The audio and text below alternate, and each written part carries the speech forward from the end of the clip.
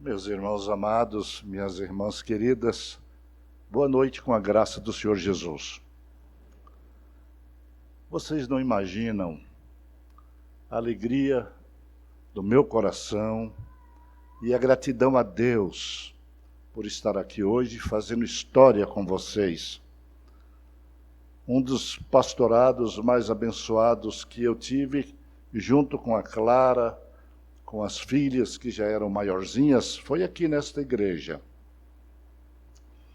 A Clara dirigiu aqui um grupo de 40 jovens, adolescentes, chamas da verdade. O único pecado dela é que ela viajava por esse interior de ônibus com essa moçada toda, cantando e pregando, e me largava sozinho em casa com as menores. E ela não sabe o trabalho que me dava e a falta que ela fazia. Mas tudo bem, cada qual tem sua parte, não é? O pastor já disse que uma das partes dela é reclamar com a gente. Sobre isso, eu sou formado, diplomado, tenho curso de pós-graduação e um bocado de curso. Mas eu quero dizer que a minha família sempre foi uma grande bênção no meu ministério. E voltar aqui, queridos, depois de todos esses anos, só que eu estou na Igreja de Brasília há 42 anos. E como disse o pastor Adriano, eu saí daqui em 2009, em 1979, comecei o pastorado em 1980 lá.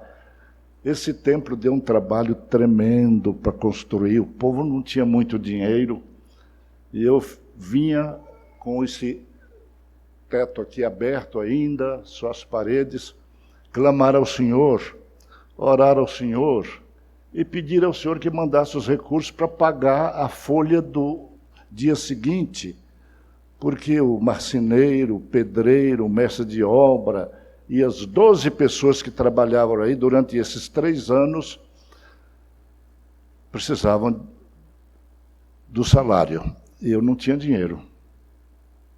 Eu não tinha dinheiro para pagar. O tesoureiro um dia falou assim, o tesoureiro era meio bravo. Pastor, se o senhor continuar a obra, mais uma semana, não tem mais salário para o senhor. Eu falei, amém. Sinal que eu não vou precisar de salário.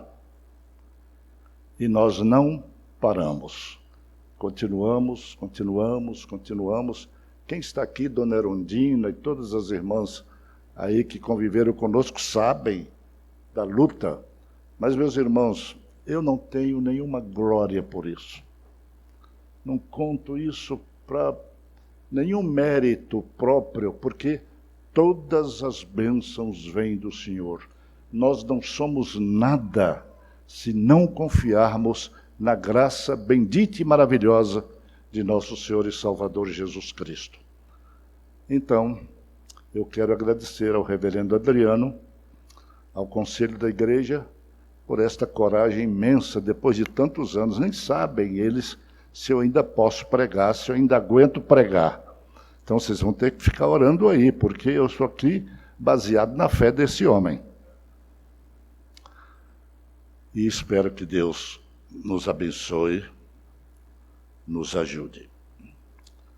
Eu quero ler 2 textos pequeníssimos, praticamente 2 versículos.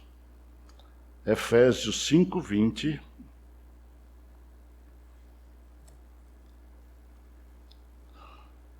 e depois 1 Tessalonicenses 5:18.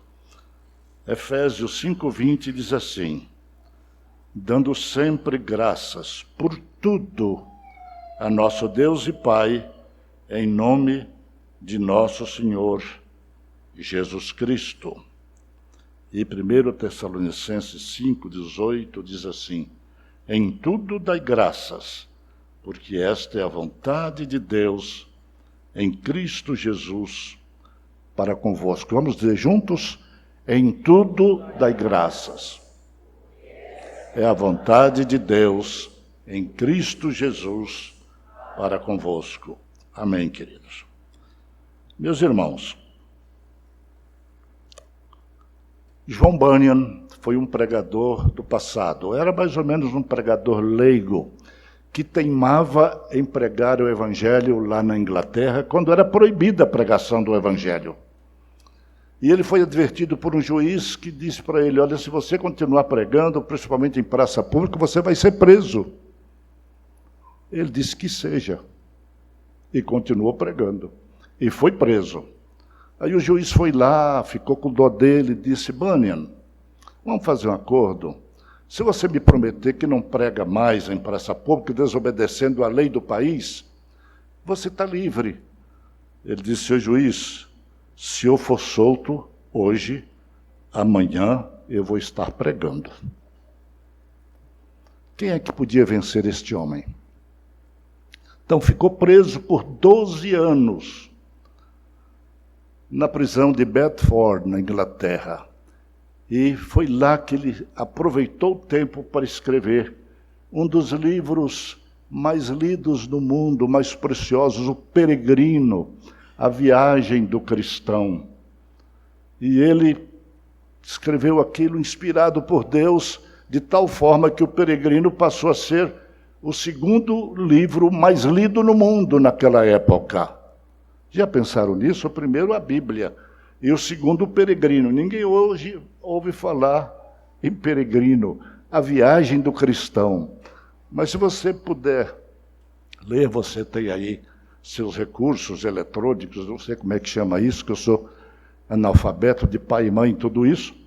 Mas se quiser, vão lá e vejam a história desse homem, João Bunyan, que escreveu O Peregrino.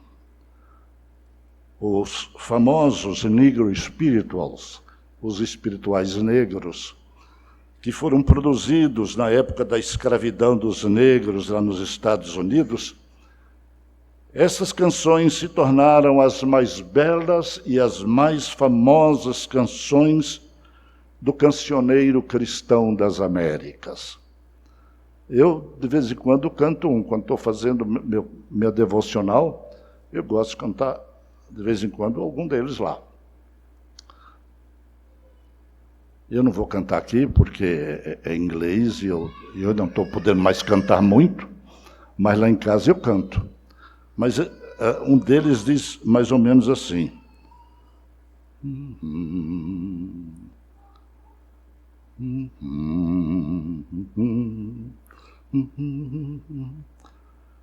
Um deles diz assim: o negro espírito, ninguém conhece o meu triste penar, mas meu Jesus o sabe. Ninguém conhece o meu sofrer. Glória, aleluia. Às vezes eu estou lá em cima, às vezes eu estou lá embaixo. Ó sim, Senhor. Às vezes eu estou quase no chão. Glória, aleluia, Senhor. E de tanto ouvir esses negro spirituals, eu que tenho esse sentimento, a flor da pele, fico emocionado. E lá em casa, de vez em quando, eu canto para minha família ouvir. E elas têm que me aguentar, porque eu já estou com 86 anos. Aguentei-os a vida toda, então elas têm paciência comigo. Mas o que eu quero dizer nesta noite é que foi da prisão desumana e cruel de Roma que nos veio essa carta aos Efésios. Uma carta cheia de beleza e de inspiração, quando Paulo escreve com a alma no capítulo 4: rogo-vos, pois eu, o prisioneiro no Senhor, que andeis de modo digno da vocação a que fostes chamados, com toda humildade e mansidão, com longanimidade, esforçando-vos diligentemente por preservar a unidade do Espírito no vínculo da paz. Meus irmãos, essa carta aos Efésios devia ser lida por nós várias vezes por ano, junto com as nossas leituras diárias. Meu tema essa noite é a gratidão, um imperativo divino. E quando Paulo diz aqui que foi traduzido por dando sempre graças por tudo a nosso Deus e Pai, no original é um imperativo. É o imperativo do Senhor para a nossa vida. E, ó, queridos, devemos dar graças a Deus não somente nos cultos públicos, não somente nos bons momentos da nossa vida, não somente pelas bênçãos recebidas no aniversário da família, ou da igreja, ou do pastor, ou antes das refeições. Não devemos dar graças a Deus apenas ao deitar e ao levantar, mas, queridos, em todas as circunstâncias da nossa vida, as favoráveis e as desfavoráveis, nós devemos dar graças a Deus. Porque é uma ordem, é um imperativo, e Ele sabe porque nos dá esta ordem. Mas eu pergunto, é difícil, irmãos, fazer isso? E eu mesmo respondo, não é difícil, queridos, é impossível por nós mesmos. Dar graças a Deus pelas tribulações, pelas provações, dar graças a Deus por ser abandonado por uma mãe lá no orfanato. Queridos, só a graça de Deus, só o poder do Espírito Santo trabalhando em nossos corações é que nós respiramos fundo e começamos a dar graças a Deus. É por isso que vem num imperativo, o imperativo divino. Paulo insiste com a igreja em Tessalônica, que apesar de ser uma igreja maravilhosa, passava por algumas dificuldades. E ele recomenda, em tudo dai graças, porque esta é a vontade de Deus em Cristo Jesus para convosco.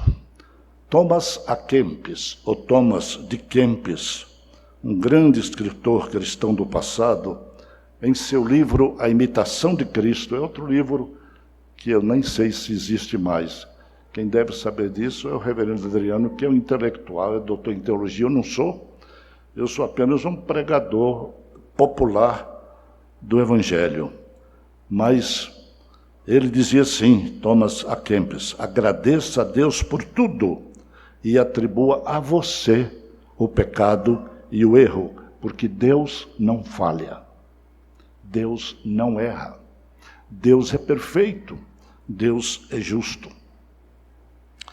O meu pastor na adolescência, Dr. Basílio Catalá de Castro, e juventude, lá em Salvador, quando eu fiz o curso de ginásio científico, e hoje tem outros nomes, ele dizia, o cristão não pode ser melancólico, não pode ser cabisbaixo, triste, derrotado ou ingrato, porque Deus está sempre cuidando de nós. E nos baixos da nossa vida, nas tribulações por que passamos, ou nós recorremos ao cuidado paternal de Deus, ou nós vamos sofrer muito mais. A alegria do Senhor é a nossa força, declarou Neemias, enquanto estava reconstruindo os muros de Jerusalém. E o Senhor Jesus nos promete, eis que estou convosco todos os dias até a consumação dos séculos. Que bênção! Nos altos e baixos, nas circunstâncias favoráveis e nas adversas, o Senhor está conosco, porque Ele nos prometeu. Queridos, eu quero fazer 3 ou 4 declarações aqui nesta noite para nosso consolo espiritual, nosso conforto espiritual, nossa edificação e nosso aprendizado cada vez maior na palavra de Deus. A primeira declaração é: devemos dar graças a Deus, porque Ele é o nosso Pai. Vamos dizer juntos? Devemos dar graças a Deus, porque Ele é o nosso Pai. Você sente a presença de Deus na sua vida como um Deus distante ou como um Pai que está sempre perto nasquelas situações difíceis da caminhada terrena? Ele faz questão de nos chamar como filhos. Nós que recebemos a Jesus Cristo como Senhor e Salvador de nossas vidas, nós fomos adotados por Jesus Cristo para sermos filhos do Pai Celeste.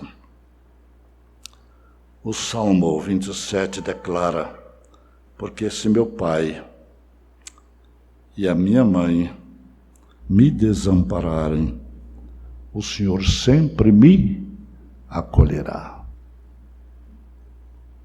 Você talvez não tenha passado por isso. Eu passei por isso e como me senti acolhido pelo Pai Celeste. Quando a minha mãe me deixou com 3 anos lá na escola orfanato de Dona Rosa Magalhães, eu berrava, eu chorava, eu gritava, porque minha mãe era tudo, e eu estava num lugar completamente desconhecido.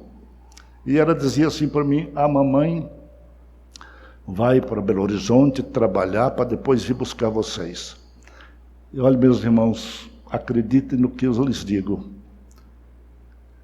Deus colocou no meu coração a certeza absoluta de que nunca mais eu veria minha mãe. Mas com que propósito? Eu sabia que não veria mais a minha mãe. Mas Deus colocou Dona Rosa como a minha mãe. Foi ali que eu aprendi o Evangelho, foi ali que eu aprendi a ser servo do Senhor, foi ali que eu aprendi amor às pessoas ao meu derredor.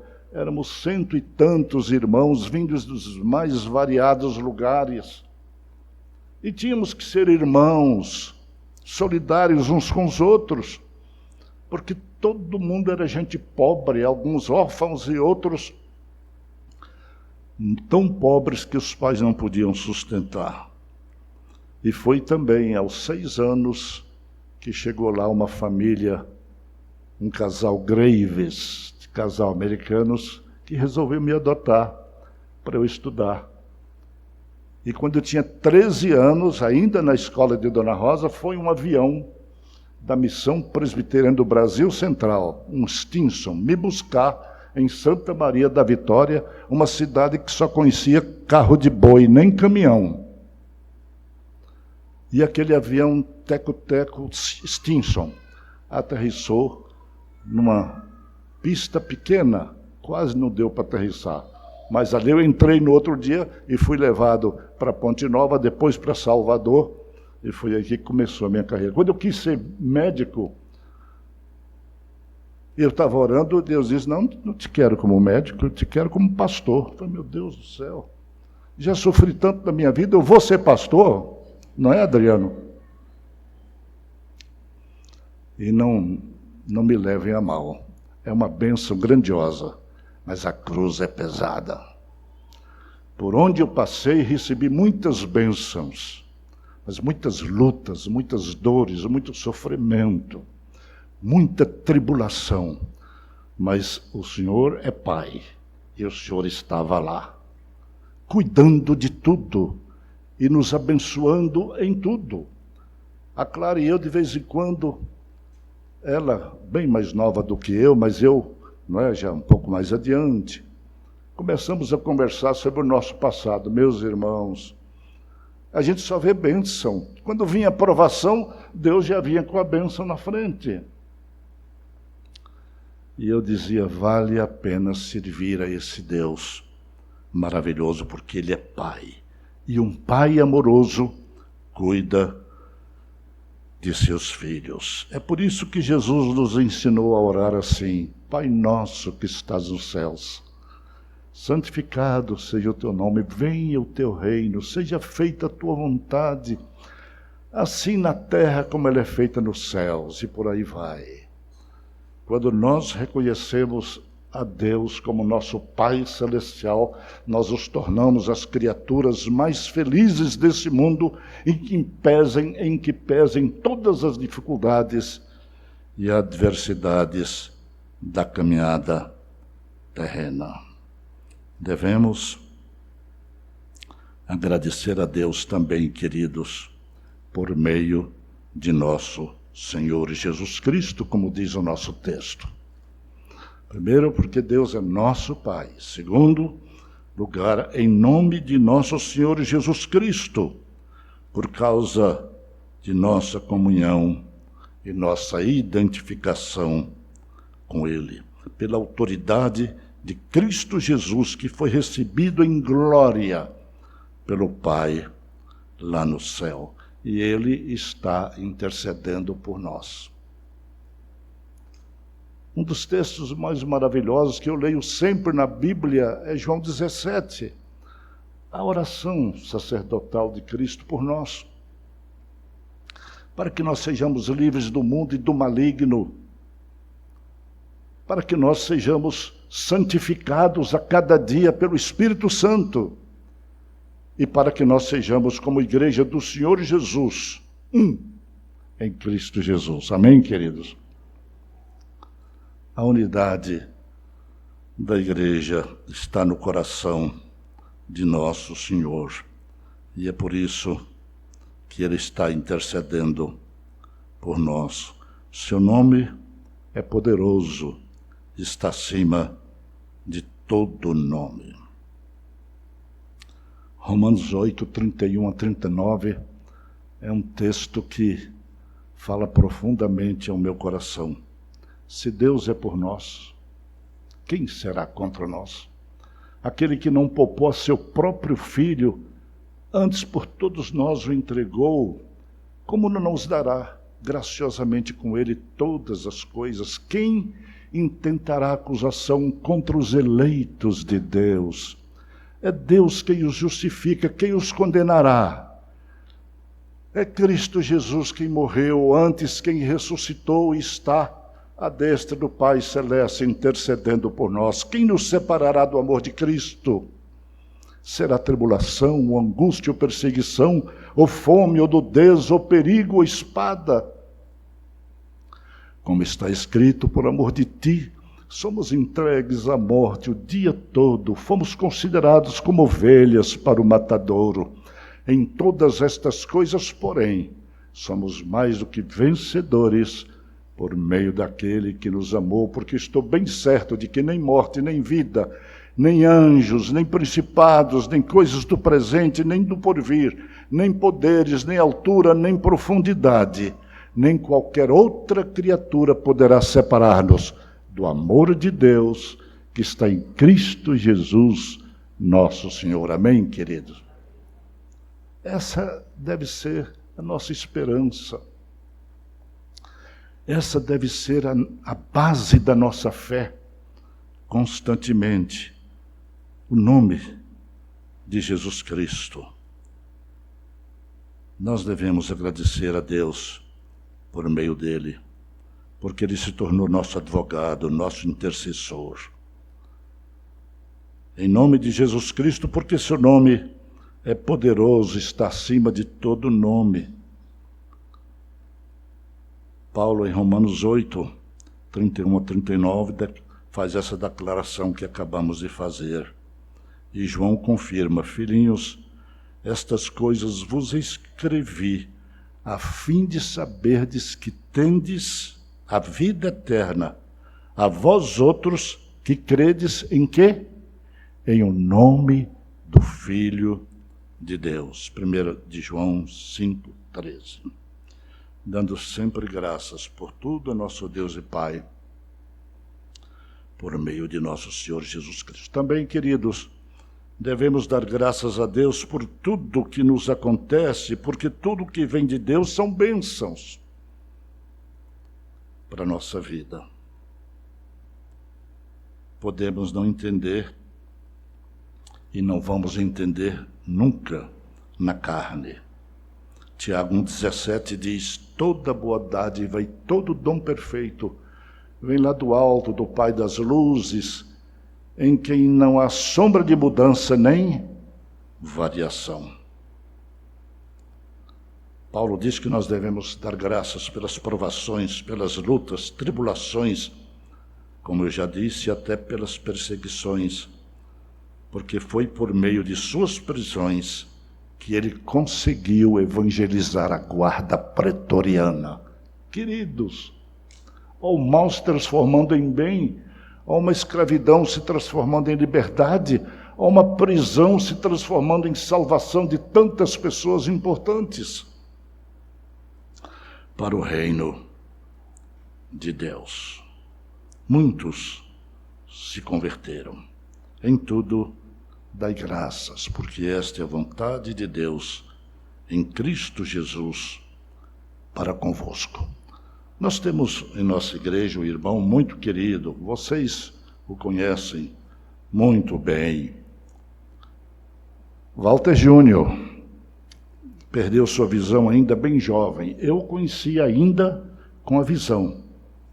Ele foi membro desta igreja há vários anos. E eu tive a grande bênção de celebrar o casamento do Walter Júnior com a Jane. Ó, como o tempo passa. E passou tanto que eu celebrei também as bodas de prata. Estávamos aqui celebrando os 25 anos de vida conjugal do Walter Júnior com a Jane. E nós sabemos que ele viaja com a Jane por várias cidades, pregando e cantando. Eu não sei como ele é capaz de fazer tanta coisa. Por isso que de vez em quando nós os telefonamos, eu faço umas perguntas para ele, e ele não faz pergunta nenhuma para mim, ele só responde. Mas é sempre alegre por causa do seu amor por Jesus Cristo. Ele é meu amigo, viu, irmãos? Eu faço questão de dizer em todo lugar que eu sou amigo do Walter Júnior. E ele me considera também como amigo, para minha honra e minha alegria. O Walter escreveu 2 preciosos livros que têm feito muito bem ao coração de muita gente. É um dos bons professores em nossa escola bíblica dominical. Não me perguntem como ele consegue, porque para mim tudo na vida do Walter Júnior é um milagre de Deus. O apóstolo Paulo nos revela aquela experiência tremenda por que passou, e ele a relata lá em 2 Coríntios 12, de 1 a 10. Não vou repetir tudo, não, porque não preciso, os irmãos conhecem. Mas Paulo primeiro começa a dizer: conheço o homem. Conheço um homem que foi levado até o 3º céu e ouviu coisas inefáveis que ao homem nem é permitido referir. E depois ele diz: para que eu não me ensoberbecesse com a grandeza das revelações, foi-me posto espinho na carne. Meus irmãos, quando ele fala das revelações, das glórias, dos privilégios espirituais, ele usa na 3ª pessoa, conheço um homem. Mas quando ele fala do espinho na carne, o mensageiro de Satanás que o fazia sofrer de dia e de noite, ele diz: eu, Paulo. Que coisa maravilhosa, que humildade desse homem, como eu tenho aprendido com ele. Não consigo aprender muito, mas ter como um exemplo na nossa vida, eu fico impressionado. E depois de tudo, ele diz: eu pedi por 3 vezes que o Senhor me tirasse, me libertasse daquele espinho na carne. E o Senhor respondeu: a minha graça te basta, porque o meu poder se aperfeiçoa na fraqueza. De boa vontade, pois, mais me gloriarei nas fraquezas, para que sobre mim repouse o poder de Cristo. Queridos, isso não é humano. Esse homem está acima do que é humano, porque ele está cheio do Espírito Santo de Deus. Era um homem que tinha visões celestiais tremendas, mas com uma humildade admirável. E ele disse: eu sinto prazer nas fraquezas, nas injúrias, nas necessidades, nas perseguições, nas angústias, pelo amor de Cristo, porque quando sou fraco, aí é que sou forte. É para nós que vivemos num tempo que não sabemos o que vai acontecer amanhã, um país em dúvida com respeito às eleições futuras, vivendo num mundo em guerra que nós não sabemos quando chegará por aqui ou se não vai chegar, mas temos que estar pronto para qualquer coisa, porque se Jesus Cristo estiver para voltar, queridos, nós temos que passar por tudo isso. Eu não quero fazer nenhuma profecia, a palavra de Deus já disse tudo. E o que nós precisamos de ter é a sensibilidade, queridos, espiritual, para saber o que o Senhor requer de nós. Trabalhai enquanto é dia, porque a noite vem quando ninguém mais pode trabalhar. Eu só sei de uma coisa, queridos: as provações enrijecem o nosso caráter cristão. As provações nos tornam mais humildes e nos ajudam a crescer espiritualmente.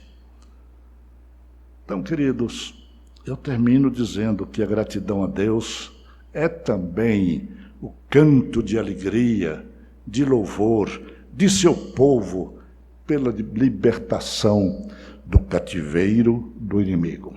Todos nós que somos salvos, fomos libertados do cativeiro do inimigo, para andarmos nos caminhos gloriosos de nosso Senhor e Salvador, Jesus Cristo. Deus chama a cada um de nós para realizar a sua obra, assim como Ele chamou aquele menino que estava lá no palácio do rei Uzias e que foi ao templo para achar um substituto para o rei. E Deus o quis como profeta.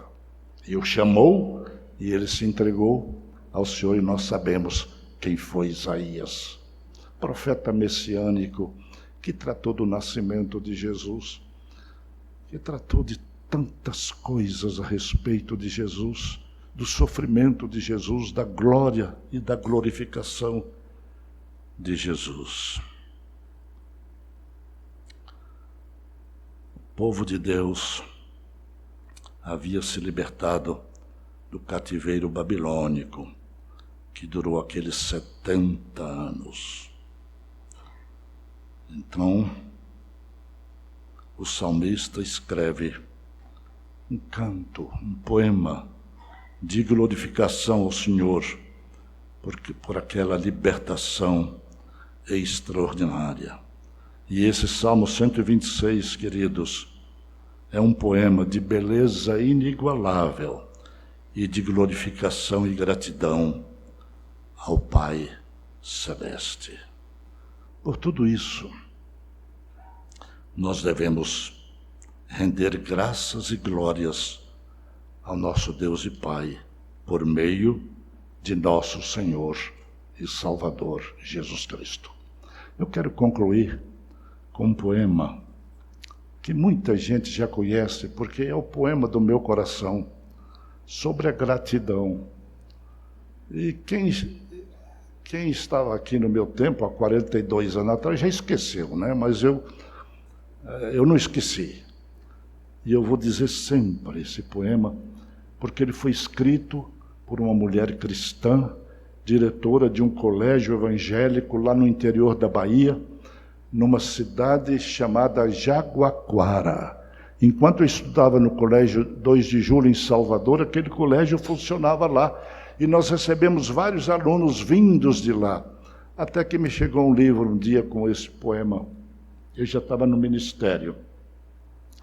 Resolvi decorá-lo. Então, meus irmãos, ele diz assim: a gratidão é a flor desabrochada, quando tudo é secura na colina. É o suave tom da abóbada estrelada, enquanto a noite e as trevas se destina. A gratidão não pode ser comprada. A riqueza a seus pés é pequenina. Qual boa mãe no lar, mestra inspirada, a lição mais perfeita nos ensina. Vede-a com sangue escrita numa cruz. A gratidão somente amor produz, além disso, põe os céus no coração. Oh, que me falte o amparo nos escolhos, falte-me o pão e a luz dos próprios olhos, porém nunca me falte a gratidão. Que Deus nos abençoe. Amém. Ó Deus amado, obrigado por esses momentos preciosos passados aqui nesta igreja com tantas memórias, mas com tanta gratidão em nossa alma por tudo que Tu és, por tudo que fazes e tens feito na vida do Teu povo. Abençoa, Deus, a primeira igreja presbiteriana de Taguatinga, com seus pastores, presbíteros e diáconos, e todas as suas sociedades internas, de tal maneira que eles possam crescer a cada dia, tanto no número dos salvos, como também, ó Deus, no poder do Teu Santo Espírito, para continuar fazendo esse trabalho maravilhoso com os missionários na área de evangelização e outros tantos que naturalmente eles têm feito com a Tua graça bendita e maravilhosa. Ó Senhor, obrigado pelo privilégio desta hora. Eu quero agradecer-te de coração, em nome de Jesus. Amém.